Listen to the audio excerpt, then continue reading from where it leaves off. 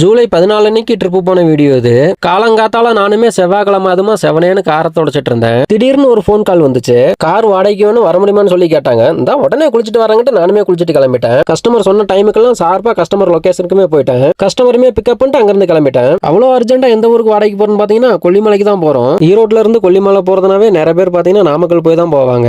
நானெல்லாம் கொல்லிமலைக்கு வாடகைக்கு போனா நாமக்கல் போய் எல்லாம் போக மாட்டேன். நம்ம வழி எப்பவுமே தனி வழி தான். முன்னாடி எல்லாம் ஈரோட்ல இருந்து நாமக்கல் ராசிபுரம் போகணும்னா திருச்செங்கோட்டுக்குள்ள போய் தான் போகணும். இப்பெல்லாம் அப்படி இல்ல. திருச்செங்கோட்டுக்குள்ள போகாம போறதுக்குமே புதுசா அவுட்டர் ரிங் ரோடு போட்டிருக்காங்க. இந்த ரோடுமே பாத்தீங்கன்னா டீ போர்டு டிரைவர்ஸ்க்கு எல்லாத்துக்குமே தெரியும். ஆனா பொதுமக்களுக்கு பாத்தீங்கன்னா இப்படி ஒரு ரோடு இருக்குங்கிறது நிறைய பேருக்கு தெரியாது. ஈரோட்ல இருந்து வரும்போது இந்த ரிங் ரோட்டுக்குமே எந்த இடத்துல கட் பண்ணணும்னு பாத்தீங்கன்னா கேஎஸ்ஆர் காலேஜ் தாண்டி போனீங்கன்னா தோக்கவாடின்ற பஸ் ஸ்டாப் வரும். அதுக்கு முன்னாடி ரைட் சைடு பாருங்க இந்த ரோடு போகும். இந்த ஒரு ரோடு போதும். இதுல இருந்து பரமத்திவேலூர் போலாம், நாமக்கல் போலாம், ராசிபுரம் போலாம். இன்னைக்கு நம்ம போறது பாத்தீங்கன்னா நாமக்கல் போகாம ராசிபுரம் போய் தான் போறோம். ராசிபுரம் போகாம சேந்தமங்கலம் போறதுக்குமே ராசிபுரத்துக்கு முன்னாடி ரைட் சைடு பாருங்க புதுசா அவுட்டர் ரிங் ரோடு ஒன்று போட்டிருப்பாங்க. இந்த ரோட்லயே நேரா போனோம்னா ராசிபுரத்துக்குள்ள போகாம சேந்தமங்கலம் ரோட்டுக்குமே போயிடலாம். இந்த ரோட்டையுமே பாத்தீங்கன்னா சூப்பரா போட்டுக்கிறாங்க. அதுவும் இல்லாம டிராபிக்கே இருக்காது. ரெகுலரா நாமக்கல் போய் தான் கொல்லிமலை போறவங்களா இருந்தீங்கன்னா ஒரு டைம் இந்த ரோட ட்ரை பண்ணி பாருங்க. இந்த ரோட்ல போனோம்னா சேந்தமங்கலம் போய் தான் போகணுங்கிறது இல்ல. அதுக்கு முன்னாடி பாத்தீங்கன்னா காலப்ப நாயக்கம்பட்டின்னு வரும். அதுல இருந்து லெப்ட் கட் பண்ணோம்னா கொல்லிமலை அடிவாரத்துக்கு போயிடலாம். இப்ப பாத்தீங்கன்னா கொல்லிமலை அடிவாரத்துக்குமே வந்துட்டோம். இனிமேல் ஆட்டத்தை ஆரம்பிக்க வேண்டியதான். புதுசா கொல்லிமலை வரவங்களா இருந்தீங்கன்னா 70 ஹார்பன் பெண்டா அப்படின்னு கொஞ்சம் ஷாக்கிங்கா தான் இருக்கும். ஊட்டி கொடைக்கானல் மாதிரி டிராபிக்லாம் இருக்காது. அடிச்சு ஓட்டணும்னு வைங்க, அரை மணி நேரத்துல 70 ஹார்பன் பெண்டையுமே ஏறிடலாம். மலை ஏறின உடனே ஃபர்ஸ்ட் வர்ற ஊர் பாத்தீங்கன்னா சோழகாடுன்ற ஊர் தான் வரும். இப்போ ஃபர்ஸ்ட் நம்ம எங்க போறோம்னு பாத்தீங்கன்னா அரப்பளீஸ்வரர் கோயிலுக்கு தான் போறோம். கோவிலுக்கு போற வழியில பாத்தீங்கன்னா நம்ம அருவின்னு சொல்லிட்டு ஒரு ஃபால்ஸ் இருக்குது. பேரு தான் நம்ம அருவி.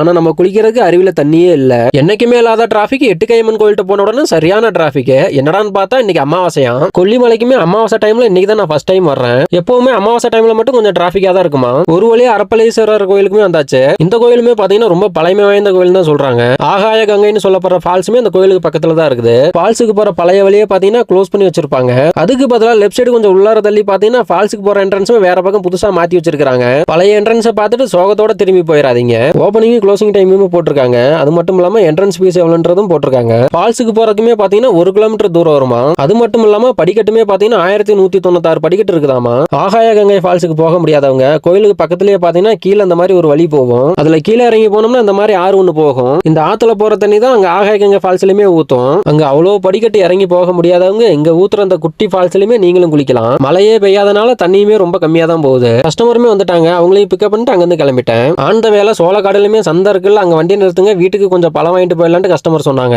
நீங்க நினைக்கிற மாதிரி காய்கறி சந்தையெல்லாம் கிடையாது. ஃபுல்லா எல்லாம் பழக்கடை தான். இங்க விளையிற பைனாப்பிள் ரொம்ப டேஸ்டா இருக்கும். அதனால வீட்டுக்கு நானுமே வாங்கிட்டேன். இந்த சந்தையிலுமே பாத்தீங்கன்னா சொன்ன வேலை தான். பேரம் பேசி எல்லாம் வாங்க முடியாது. இனிதே இந்த ட்ரிப்புமே நிறைவடைகிறது. இத்துடன் இந்த வீடியோவை முடித்துக் கொள்கிறேன். நம்ம ஐடியா ஃபாலோ பண்ணாதவங்க மறக்காம ஃபாலோ பண்ணி